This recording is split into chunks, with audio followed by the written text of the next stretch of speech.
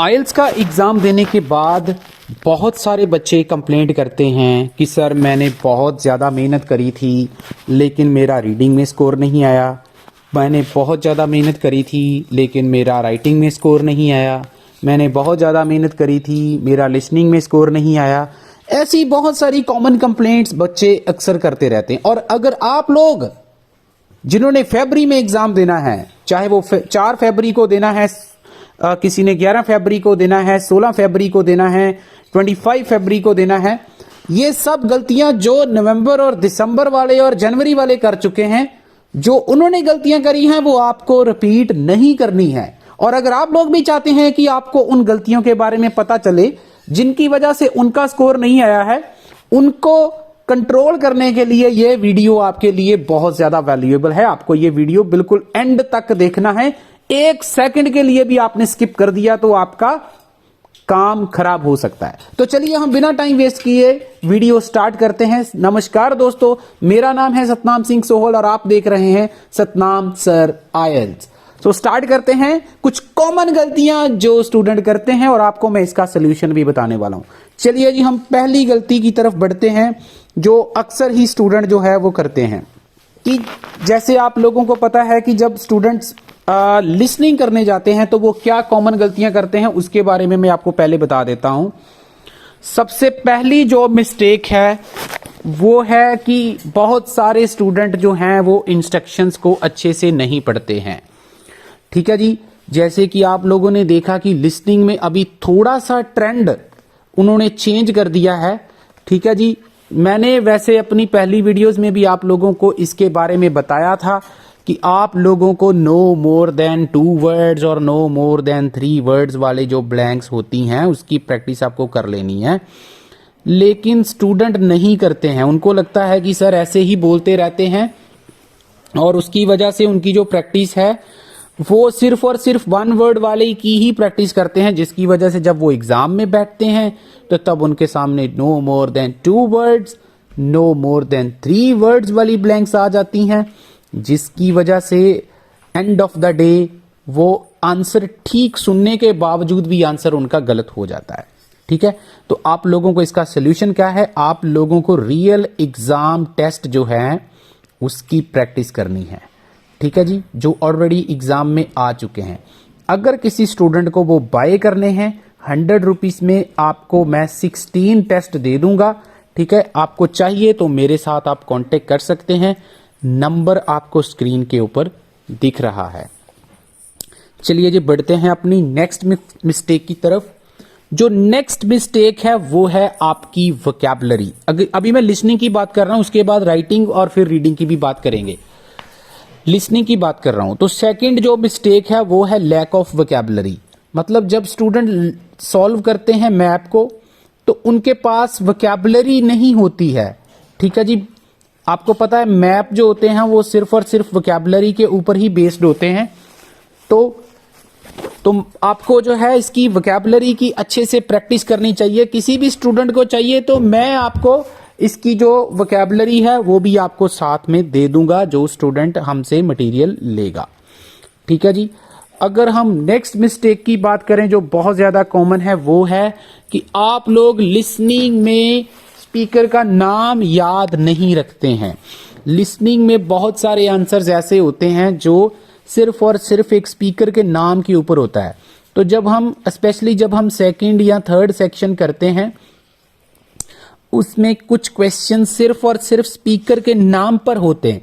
अगर आपने बिगनिंग में जब आपका सेक्शन स्टार्ट होता है उसमें अगर आपने स्पीकर का नाम याद नहीं रखा तो आपका वो वाला सेक्शन कभी भी सही नहीं जा सकता है। तो ये वाली मिस्टेक आप लोगों ने नहीं करनी है। नेक्स्ट मिस्टेक की तरफ हम बढ़ते हैं। नेक्स्ट कॉमन मिस्टेक जो है अगर हम बात करें तो वो है राइटिंग सेक्शन में। राइटिंग सेक्शन में क्या क्या गलतियां करते हैं स्टूडेंट? सबसे पहली गलती कि वो क्वेश्चन की डिमांड को समझते ही नहीं है। आपने देखा होगा दिसंबर मंथ में और जनवरी मंथ में अगर आप रियल एग्जाम वाले जो अभी जो टेस्ट जा चुके हैं, क्योंकि हमारे पास उस चीज का पीडीएफ है तो मैं इस चीज के ऊपर आपको बात कर रहा हूं, क्योंकि मैंने देखा है बहुत सारे स्टूडेंट को क्वेश्चन ही समझ में नहीं आता वो सिर्फ और सिर्फ कीवर्ड्स के ऊपर काम करते हैं। ठीक है जी, जैसे मैं आपको एक एग्जांपल बता देता हूं। जैसे क्वेश्चन है जॉब सेटिस्फेक्शन जो है वो हायर सैलरी से ज्यादा इंपॉर्टेंट है, तो क्या आप इसके साथ एग्री करते हैं या डिसएग्री करते हैं? लेकिन स्टूडेंट को क्या है, स्टूडेंट दोनों तरफ लिखाएंगे, ये भी इंपॉर्टेंट है, हायर सैलरी भी इंपॉर्टेंट है, लेकिन आप गलत कर रहे हैं। क्वेश्चन की डिमांड को नहीं समझ रहे हैं। इसको डिटेल में समझने के लिए आप लोग हमारे साथ क्लासेस भी ज्वाइन कर सकते हैं। ठीक है जी, तो क्वेश्चन की डिमांड को नहीं समझते, ये एक कॉमन मिस्टेक है और फटाफट से लिख देते हैं, बाद में बोलते हैं 5.5 बैंड एग्जामिनर ने हमें दे दिए, मैंने तो बहुत अच्छा लिखा था। Second, over use of templates. Templates का आजकल बहुत ज्यादा ट्रेंड चल रहा है, बहुत ज्यादा टेम्पलेट्स बेचे जा रहे हैं, तो टेम्पलेट का ओवर यूज किया जा रहा है, जिसकी वजह से स्कोर ज्यादा उनका नहीं आ रहा है। नंबर 3 जो मिस्टेक है वो है बहुत ज्यादा टाइम टास्क 1 के ऊपर वेस्ट किया जा रहा है, टास्क 2 के लिए उनके पास टाइम नहीं बचता स्टूडेंट्स के पास। स्टूडेंट्स मेरी बात ध्यान से सुनिए, टास्क 2 6 बैंड का है और टास्क 1 आपका 3 बैंड का है। अगर आप लोग टास्क 2 को टाइम कम देंगे, टास्क 1 को जितना मर्जी अच्छा लिख लो, आपके 2 से ज्यादा बैंड नहीं आएंगे 3 में से। लेकिन टास्क 1 में तो भाई साहब आपको 4 4.5 बैंड स्कोर करना ही पड़ेगा अगर आपको 6 बैंड चाहिए तो। लेकिन अगर आप टास्क 1 पहले अटेम्प्ट कर रहे हैं, उसके ऊपर टाइम ज्यादा वेस्ट हो गया, तो टास्क 2 आपका कभी अच्छा नहीं जा सकता। इसलिए आपको टास्क 1 जो है उसको बाद में करना है, टास्क 2 को पहले अटेम्प्ट करना। और लास्ट में मैं बताना चाहूंगा, एग्जाम रिपीट हो रहे हैं बहुत सारे, टास्क 1 और टास्क 2। तो आप लोगों को पिछले 3 मंथ के जितने भी एग्जाम हुए हैं उसके टास्क 1 और टास्क 2 के पीडीएफ आपको चाहिए, तो नंबर आप लोगों को स्क्रीन के ऊपर दिख रहा है, आप मेरे साथ कांटेक्ट कीजिए, आपको वो प्रोवाइड कर दिए जाएंगे सिर्फ और सिर्फ 100 रुपीस में। नेक्स्ट हम रीडिंग की बात करते हैं। रीडिंग में क्या गलती कर रहे हैं स्टूडेंट? सबसे बड़ी गलती टाइम मैनेजमेंट। आप लोगों को पता है कि मोर देन 70% स्टूडेंट रीडिंग में फेल हो जा रहे हैं और उनका स्कोर 5 से लेके 5.5 बैंड आ रहा है। ठीक है जी, कमेंट सेक्शन में जरूर बताना जो स्टूडेंट फेल हो गए हैं। और उसका सबसे बड़ा रीजन है टाइम मैनेजमेंट। टाइम मैनेजमेंट वहां पे हो नहीं पा रही है, जिसकी वजह से स्टूडेंट को लगता है कि रीडिंग ही बहुत ज्यादा डिफिकल्ट आई थी, लेकिन इन रियलिटी रीडिंग डिफिकल्ट नहीं आती है। एक्चुअल में आपकी टाइम मैनेजमेंट जो है वो बहुत ज्यादा कमजोर है।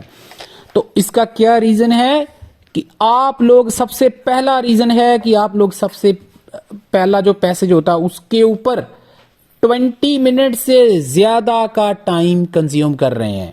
फर्स्ट और सेकंड पैसेज दोनों की अगर मैं बात करूं तो दोनों के ऊपर आप बहुत ज्यादा टाइम वेस्ट करते हैं, जिसकी वजह से आपकी टाइम मैनेजमेंट नहीं हो पाती है। उसको करने के लिए आपको क्या करना है मैं थोड़ा सा आपको बता देता हूं। इसको डिटेल में आपको मैं वीडियो बना के दिखाऊंगा कि आपको टाइम मैनेजमेंट कैसे करना। जैसी मर्जी रीडिंग आपको आ जाए, आपके बैंड 6 से ऊपर आएंगे तो मतलब आएंगे, लेकिन कैसे वो मैं आपको किसी और वीडियो में डिटेल में समझाऊंगा। अभी के लिए मैं थोड़ा सा ही बता देता हूं आपको कि आपको फर्स्ट पैसेज जो है उसके ऊपर आपको 17 से 18 मिनट कंज्यूम करने हैं और सेकंड पैसेज के ऊपर 19 से लेके 20 मिनट करने हैं और थर्ड पैसेज तक जाते जाते आपको उसके लिए 22 से 23 मिनट का टाइम बचा के रखना है। यही मैं आपको बताना चाहता हूं, लेकिन अभी इससे काम आपका खत्म नहीं होने वाला है। इसके बारे में डिटेल वीडियो बनाऊंगा, एक एक चीज समझाऊंगा, फिर आप लोग मानोगे। ठीक है जी। और इसका एक और भी सोल्यूशन है कि आजकल बहुत सारे पैसेजेस जो हैं वो रिपीट हो रहे हैं। तो रिपीट पैसेज जो हैं अगर आपको कोई एग्जाम में मिल जाता है तो डेफिनेटली, अगर आपको एक पैसेज भी मिल जाता है तो मान लो आपके उसमें से 12-13 क्वेश्चन सही चले जाते हैं, तो मतलब आप लोग रीडिंग का एग्जाम क्रैक करने के बिल्कुल काबिल हैं, बहुत करीब हैं और 100% आपका एग्जाम क्लियर होने वाला है। अगर आपको चाहिए रिपीटेड पैसेज जो ऑलरेडी एग्जाम में आ चुके हैं तो आपको मिल जाएंगे। हमारे पास 50 से ज्यादा टेस्ट पड़े हुए हैं। मेरे साथ कांटेक्ट कीजिए, नंबर आपको स्क्रीन के ऊपर दिख रहा है, मेरे साथ कांटेक्ट कर सकते हैं। लास्ट टिप मैं बताना चाहता हूं, थोड़ा सा फनी भी कुछ लोगों को लगेगा, लेकिन ऐसा हो रहा है। और वो टिप क्या है कि बहुत सारे स्टूडेंट एग्जाम से पहले बहुत ज्यादा पानी पीते हैं। तो पानी पीने से क्या होता है कि यूरिनेशन की प्रॉब्लम आती है और थोड़ा सा फॉर्मेट भी आप लोगों को पता है कि चेंज हो चुका है। पहले राइटिंग होती है, उसके बाद लिसनिंग और लास्ट में रीडिंग होती है। लेकिन पहले थोड़ा सा फॉर्मेट चेंज था। पहले जो था, अगर हम आज से 3-4 मंथ पहले की बात करें तो पहले लिसनिंग होती थी, ठीक है, उसके बाद आपकी रीडिंग और फिर आपकी राइटिंग। लेकिन अब उन्होंने थोड़ा सा चेंज कर दिया है, पहले राइटिंग होती है, फिर आपकी लिसनिंग और फिर आपकी रीडिंग।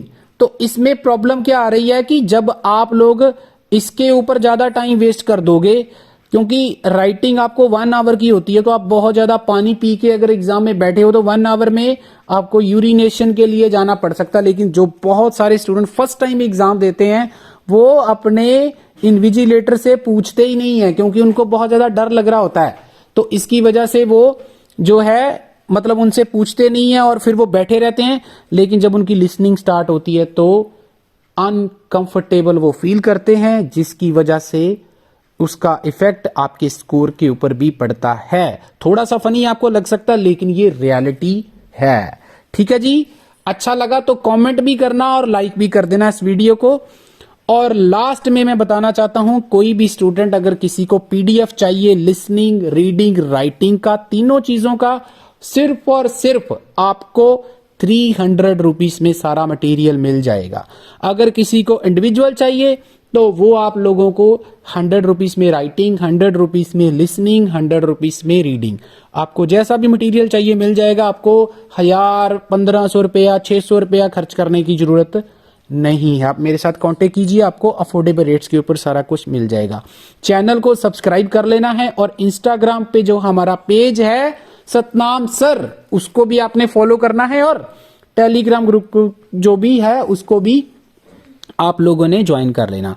ऑनलाइन क्लासेस किसी को चाहिए तो आप लोग मेरे साथ कांटेक्ट कर सकते हैं। आपको CDIELTS की क्लासेस मिल जाएंगी घर बैठे हुए ही, और आपको पेपर बेस्ड चाहिए, पेपर बेस्ड भी मिल जाएगा। और अगर किसी भी स्टूडेंट को ग्रामर की प्रॉब्लम आ रही है तो ग्रामर की क्लासेस भी मिल जाएंगी। PTE की क्लासेस चाहिए तो PTE की क्लासेस भी मिल जाएंगी। हर प्रकार की सुविधा आपको घर बैठे मिलती जा रही है। तो आप लोगों को सिर्फ एक ही काम करना, ये जो नंबर आपको स्क्रीन के ऊपर दिख रहा है, इसके ऊपर आप लोगों को मेरे साथ कांटेक्ट करना है। 100% आप लोगों का जो है, जो भी अफोर्डेबल रेट होगा, आपके साथ हम क्लासेस देंगे आपको और आपकी पूरी पूरी हेल्प की जाएगी। Thank you so much. Video अच्छा लगा तो लाइक और चैनल को सब्सक्राइब करना कभी नहीं भूलना है। Thank you so much. Good bye, have a nice day, see you again.